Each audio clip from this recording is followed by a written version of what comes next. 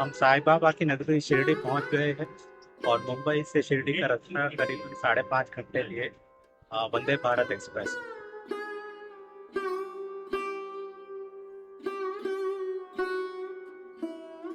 बाबा का बुलावा आया था और हम निकल पड़े शिरडी।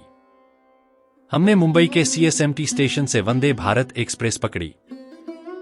वंदे भारत एक्सप्रेस मुंबई के सीएसएमटी स्टेशन से सुबह 6:20 पर निकलती है और शिरडी तक की यात्रा में लगभग 5 घंटे लगते हैं।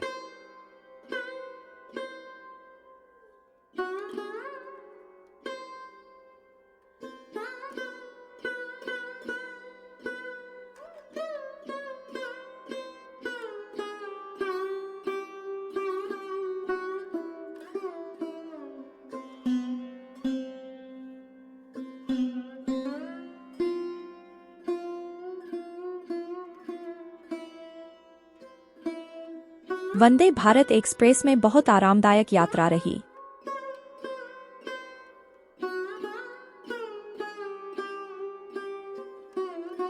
वंदे भारत एक्सप्रेस से यात्रा के दौरान हमने परोसे गए स्वादिष्ट नाश्ते, चाय और कॉफी का आनंद लिया।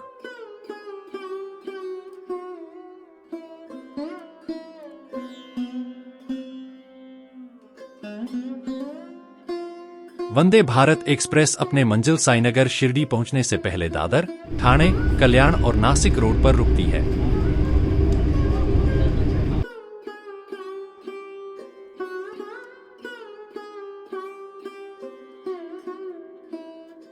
वक्त का पता ही नहीं चला और हम बहुत जल्दी शिरडी पहुंच गए।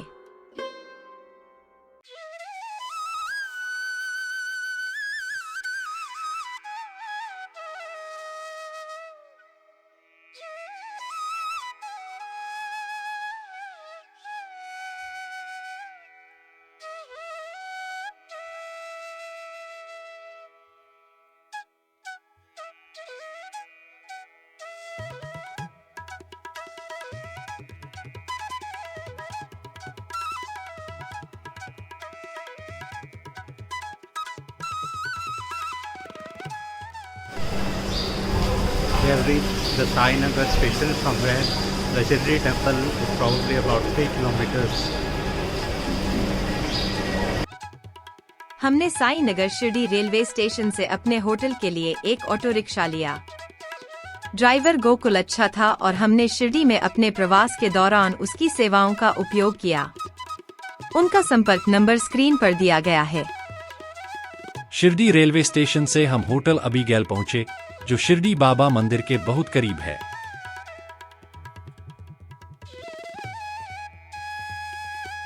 यह शिरडी में सभी आवश्यक सुविधाओं के साथ एक अच्छा, स्वच्छ और आरामदायक होटल है।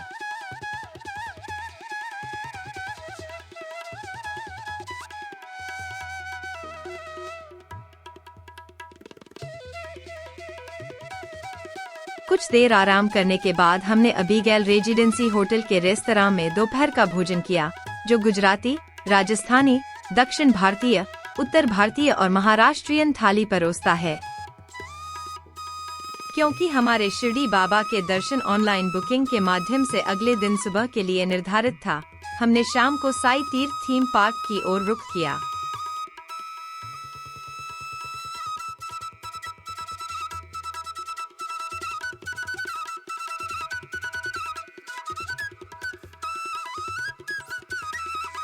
जब आप शिरडी में हो तो आपको साई तीर्थ थीम पार्क अवश्य जाना चाहिए।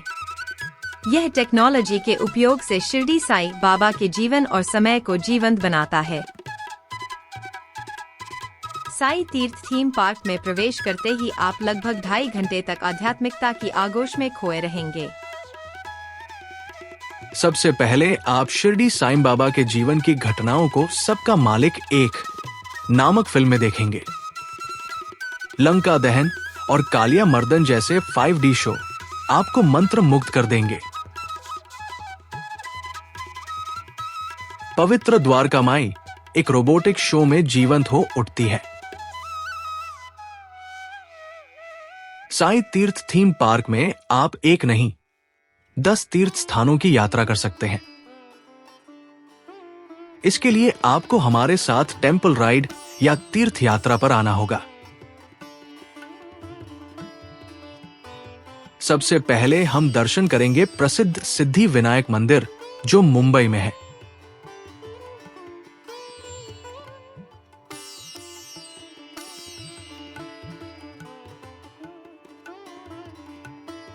मुंबई से चलते हैं वह नगरी जिसे द्वापर युग में श्री कृष्ण ने बसाया था, यानी कि द्वारका नगरी, द्वारकाधीश के दर्शन करने।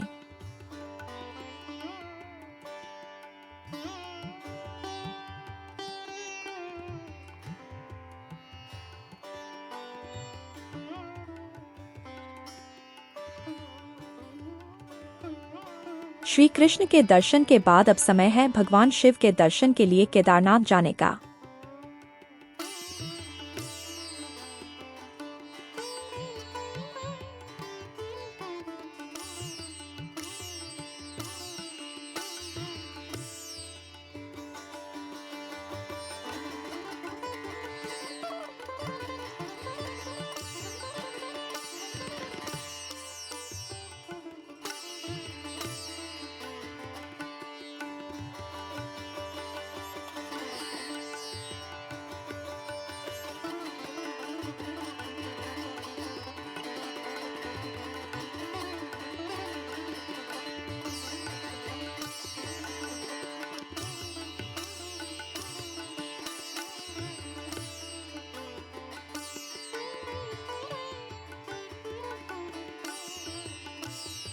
केदारनाथ में शिवजी के दर्शन के बाद अब हमारे कदम बढ़े हैं बद्रीनाथ की ओर, जहां महाविष्णु हमारा इंतजार कर रहे हैं।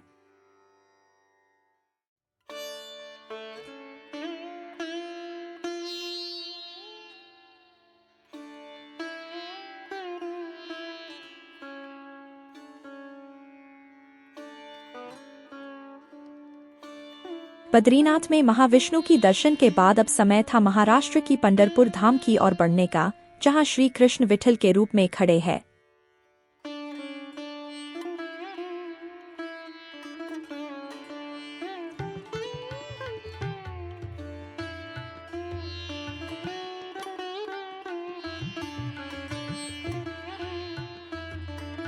पंढरपुर से हमने फिर अपना रुख मोड़ लिया उत्तर की ओर, जहां पंजाब की खूबसूरत वादियों में स्थित है अमृतसर का सुवर्ण मंदिर।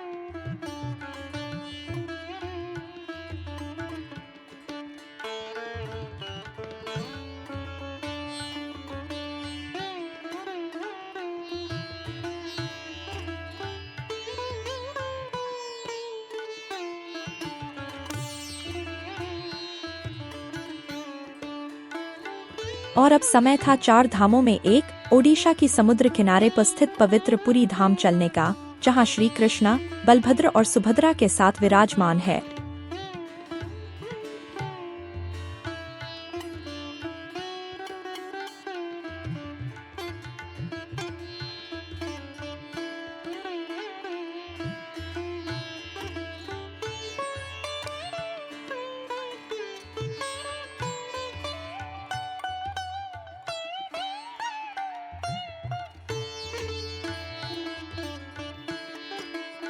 और अब बारी था दक्षिण में मदुरै में स्थित शानदार मीनाक्षी मंदिर चलने का।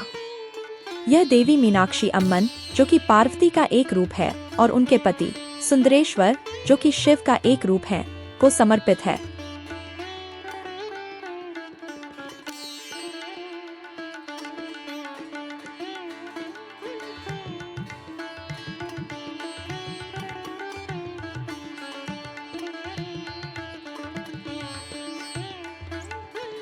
मदुरै से हम तिरुपति की थिरुमला पहाड़ियों में श्री वेंकटेश्वर स्वामी के भव्य मंदिर की ओर बढ़ते हैं, जिन्हें बालाजी के नाम से भी जाना जाता है।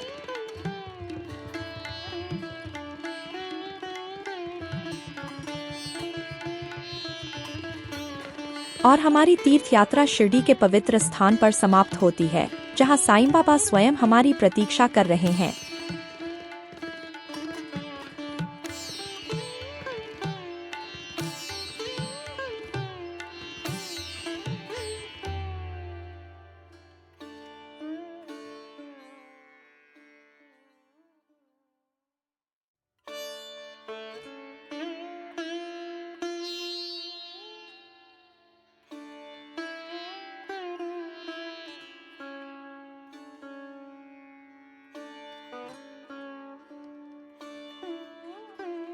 अगली सुबह हम गेट नंबर 1 पर पहुंचे, जो कि वीआईपी गेट है। हमने काकड़ आरती के लिए ऑनलाइन बुकिंग की थी, जो सुबह 5:15 बजे होती है। हमारा रिपोर्टिंग समय 4:15 बजे था।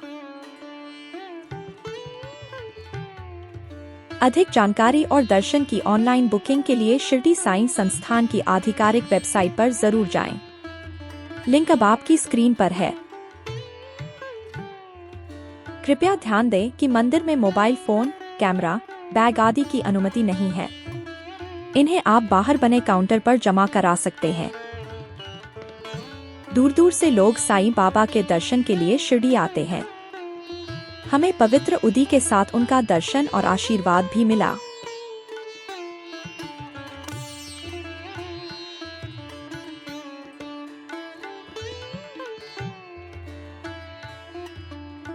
बाबा के मनमोहक दर्शन के बाद हम पवित्र शिरडी धाम में घूमे और कुछ अन्य पवित्र स्थानों का दौरा किया। श्री साईं बाबा 1858 में शिरडी पहुंचे और एक खंडहर मस्जिद में निवास किया, जिसका नाम उन्होंने द्वारका माई रखा। उन्होंने अपने जीवन का एक महत्वपूर्ण हिस्सा वहां बिताया।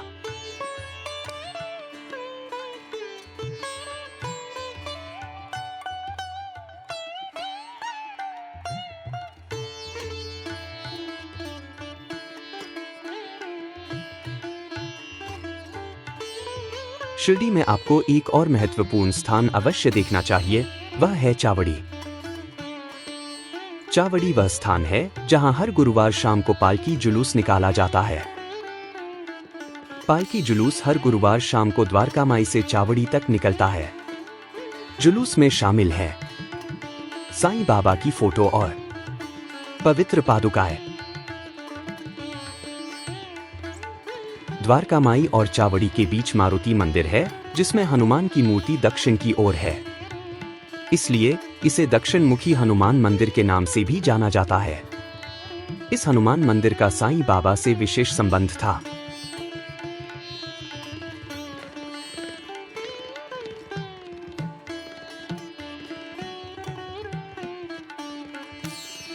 श्री साई पालकी उद्यान साई बाबा मंदिर के पास एक खूबसूरत उद्यान है, जहां साई बाबा की एक सुंदर प्रतिमा है।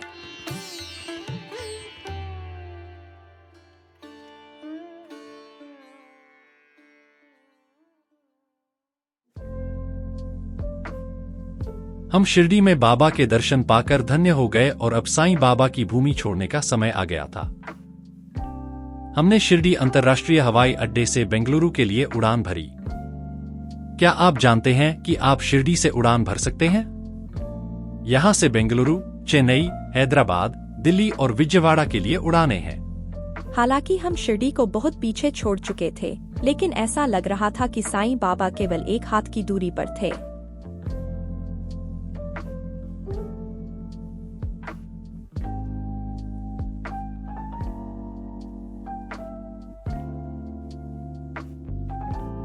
साईं बाबा का जीवन ही उनका संदेश था। साईं बाबा के जीवन के बारे में अधिक जानने के लिए श्री साईं सच्चरित्र अवश्य पढ़ें।